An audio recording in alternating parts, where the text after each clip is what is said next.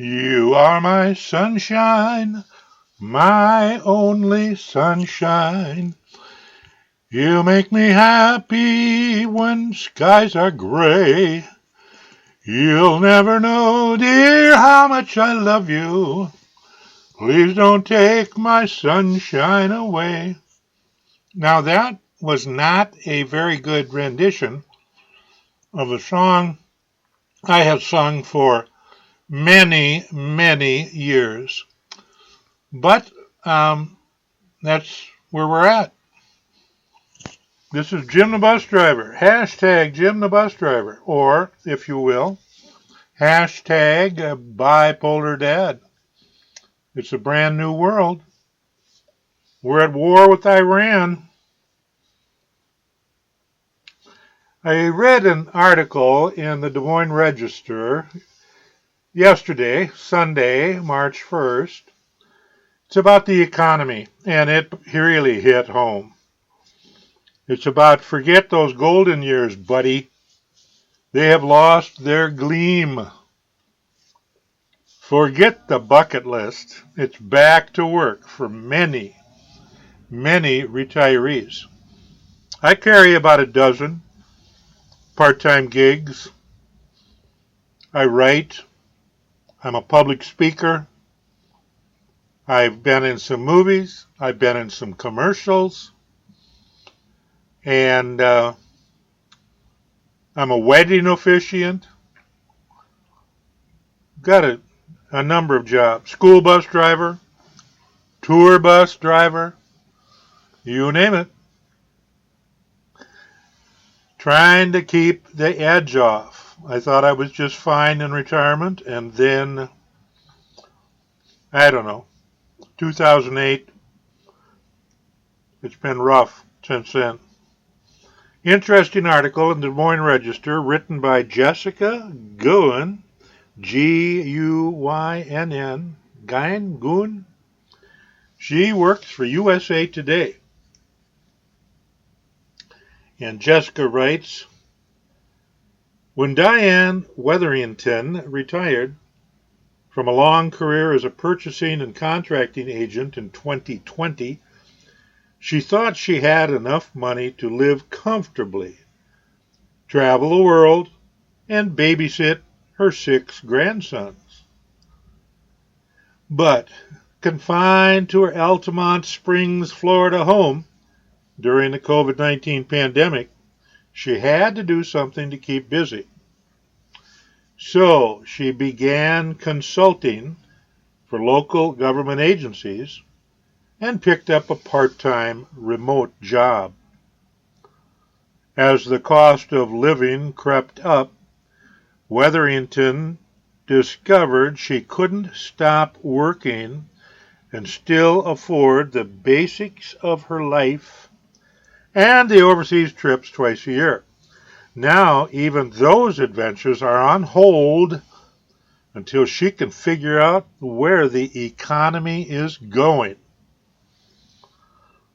I was good financially with my retirement until everything started going up, like house and car insurance, and now food and everything else, Wetherington 73 said. Luckily, it's something I enjoy doing, but I will probably have to work as long as I possibly can to be able to afford to live. Wetherington belongs to a growing wave of unretirees who are rejoining the workforce and working well past their traditional retirement age of 65.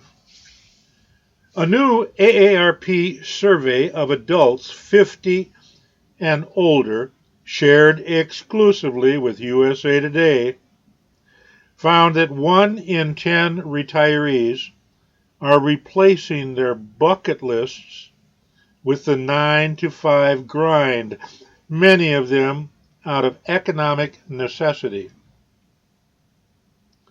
What's shattering the dream of retirement? 4 in 10 older Americans said they are either looking for a job or are back at work just to afford everyday living expenses. To me, that's eye-opening. Carly Rosinski, Vice President of Financial Resilience Programming at AARP, told USA Today, "It's not just I'm afraid I am going to outlive my retirement savings. It's specifically I am having trouble affording everyday living costs today." Why older adults can't afford to retire. More Americans are working into their 60s and 70s because of longer lifespans. The desire to stay connected and to have a sense of purpose. About 38 million Americans age 55 and older are working or looking for work. More than 2.5 times the number of older adults 40 years ago. This seismic demographic shift has reshaped the workforce, with older Americans accounting for nearly a quarter of workers today. What's different now? Financial pressures are growing the ranks of the unretired. For decades, a combination of pensions and Social Security made a secure retirement possible for many.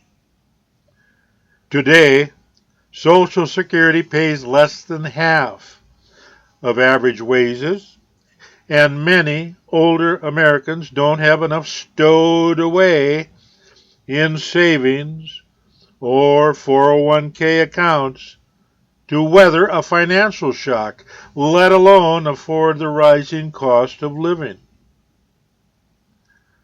In the past 6 months, 7% of retirees said they have unretired or returned to the workforce, more than double the average number, the AARP survey found. Nearly half said their primary motivation was to make money, with the desire to stay active a distant second at 14%. Retirement research has consistently found that income is the top reason retirees rejoin the workforce, but not by such a wide margin. The high cost of living shreds safety nets.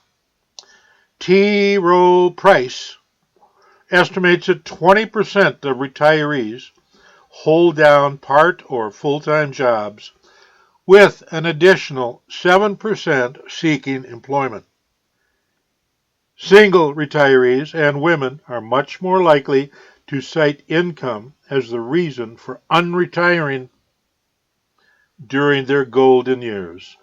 Too many of these older Americans are living on the edge, said Angela Antonelli, Executive Director for the Center of Retirement Initiatives at Georgetown University's McCourt School of Public Policy. More than 1 in 5 households over the age of 65 rely on Social Security for more than 90% of their income, and more than half of households over the age of 55 have nothing saved for retirement. Let me read that again. More than half of households over the age of 55 have nothing saved for retirement. While older workers are the fastest growing segment of the labor force, too many are not there by choice. Now the high cost of living is shredding what safety net they had, said Jeffrey Rosenbacher, a research fellow at the Center for Retirement Research at Boston College. If retirees who are increasingly worried about paying for groceries, housing, health care, and utilities don't get some relief, you will see more people wanting to come off the sidelines and unretire. The question then is, Will they be able to? The unemployment rate is up while hiring is sputtering, and that will make it harder for many retirees forced to look for work to find it. And those folks are exactly the ones who tend to have problems. The people who need to unretire are the ones who don't have a lot of savings and don't have a lot of things to fall back on. Well, a very interesting article out of USA Today. Jessica Guyn, Guynn, Jessica. You're right on. I mean, I've forgotten my bucket list. It was back to work after about 2 years. I retired in 2008 and went to Hawaii, went to Alaska. We had some good times, I thought, some travel, and we were enjoying ourselves. That lasted about 2 years, and then back to work, part-time associate at the school system, working in the mail room at the local community college, then school bus driving. 14 years of driving a school bus. $30 an hour now. But I'm telling you, in your 70s, school bus driving takes a lot of patience because the discipline is gone in the school system. You can't touch any of the kids, and some of them are little wild animals. I mean, I hate to say that. Some of them are real cuties, but some of them are real wild animals.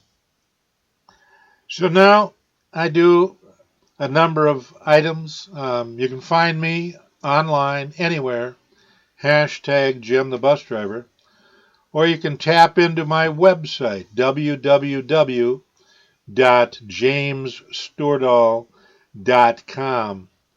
In fact, I would appreciate you doing that. If you want to talk, you need a public speaker, you need somebody to come to your event or your business and talk about living with bipolar 2. Want to talk about mental health challenges? Been there, done that, still doing it. You give me a call, you check in. That's it for today. Happy Monday. Bye-bye.